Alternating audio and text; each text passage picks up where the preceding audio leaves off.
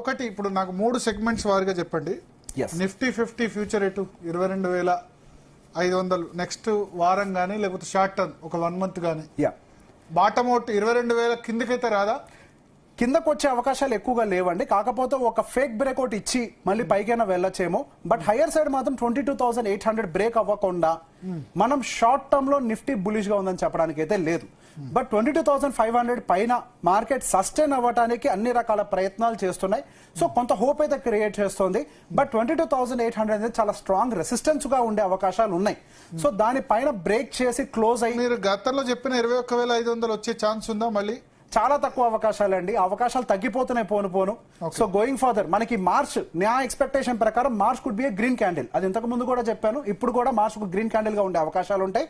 But ఆ green candle కనుక 22,800 above కనుక క్లోజింగ్ వచ్చినట్లయితే 22,000 బ్రేక్ అవడం చాలా కష్టంగా ఉంటుంది. ఒకవేళ వచ్చినా అది డెఫినెట్ గా మనకు ఒక డబుల్ బాటమ్ అంటే టెక్నికల్ గా అక్కడికి వచ్చి మళ్ళీ బయస్ ని యాక్టివేట్ చేసి పైకి వెళ్లే ప్రయత్నం చేయడానికి ఎక్కువ అవకాశాలు ఉన్నాయి. సో ఈ మంత్ క్యాండిల్ ఫార్మేషన్ చాలా ఇంపార్టెంట్. ఇది అయిపోయిన వెంటనే మనకి ఇయర్లీ రిజల్ట్స్ ఒక రకంగా చెప్పాలంటే ఇయర్ ఆన్ ఇయర్ రిజల్ట్స్ వచ్చేస్తాయి. Financial year results. ఈ ఫైనాన్షియల్ ఇయర్ రిజల్ట్స్ లో కొంతవరకు ఈ ఎఫ్ఎంసీజీ బ్యాంక్స్ ఇవన్నీ కూడా డెఫినెట్ గా కొంతవరకు గైడెన్స్ బాగా ఇవ్వడానికి అవకాశాలు కనపడుతున్నాయి.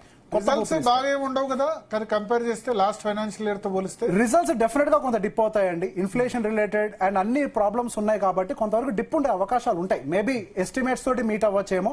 సో ఈసారి ఎస్టిమేట్స్ అంటే రిజల్ట్స్ కంటే గైడ్ లైన్స్ మీద ఎక్కువగా ఫోకస్ పెడుతుంది మార్కెట్ అంతా. సో గైడెన్స్ మీద ఎలా ఉండబోతున్నారు? సో పెద్ద పెద్ద కంపెనీలు సహజంగా ఒక 10% గైడెన్స్ పెంచినా గానీ సో అట్లీస్ట్ వాళ్ళు ఒక 8-7% వరకు రీచ్ అయ్యే ప్రయత్నం చేస్తాయి. సో గోయింగ్ ఫర్దర్ ఆ ఎస్టిమేట్స్ అనేవి కొంతవరకు ముందుకెళ్లే అవకాశాలు కనపడుతున్నాయి. And FMCG related however summer వచ్చింది. ఒక రకంగా సమ్మర్ అనేది ఒక మంచి బూస్ట్ ఈ సెగ్మెంట్ మొత్తానికి కూడా. సో ఈ సమ్మర్ రిలేటెడ్ కూడా కొంతవరకు యాంటిసిపేషన్ బాగుండొచ్చు, జనాలు ఖర్చు పెట్టొచ్చు అనే ఒక ఆస్పెక్ట్ కూడా కనిపిస్తుంది. అండ్ పర్టికులర్ గా మైక్రో ఫైనాన్స్ మీద ప్రభుత్వం ఫోకస్ పెడుతోంది. సో బ్యాంక్స్ ఏమో ఎన్బిఎఫ్సీలకు ఇస్తాయి, ఎన్బిఎఫ్సీలో మైక్రో ఫైనాన్స్ కి డబ్బులు ఇస్తాయి. ఈ మైక్రో ఫైనాన్స్ అన్ని మార్కెట్ లో లిక్విడిటీని పెంచి కన్సంప్షన్ పెంచే ప్రయత్నం చేసే అవకాశాలు ఎక్కువగా కనపడుతున్నాయి. ఈవెన్ రిజర్వ్స్ కూడా 125% నుంచి 100% కి తీసుకొచ్చినా చాలు అని చెప్పి ఆర్బీఐ కూడా చెప్పింది. సో కొంతవరకు అది పాజిటివ్ న్యూస్ అంటే లిక్విడిటీని పెంచుతుంది. సో ఓవరాల్ గా వచ్చే వారానికి నిఫ్టీ విషయంలో అయితే పాజిటివే ఉండకపోవచ్చు నెక్స్ట్ వాక్ లో. బట్ మంత్లీ పరంగా మాత్రం గ్రీన్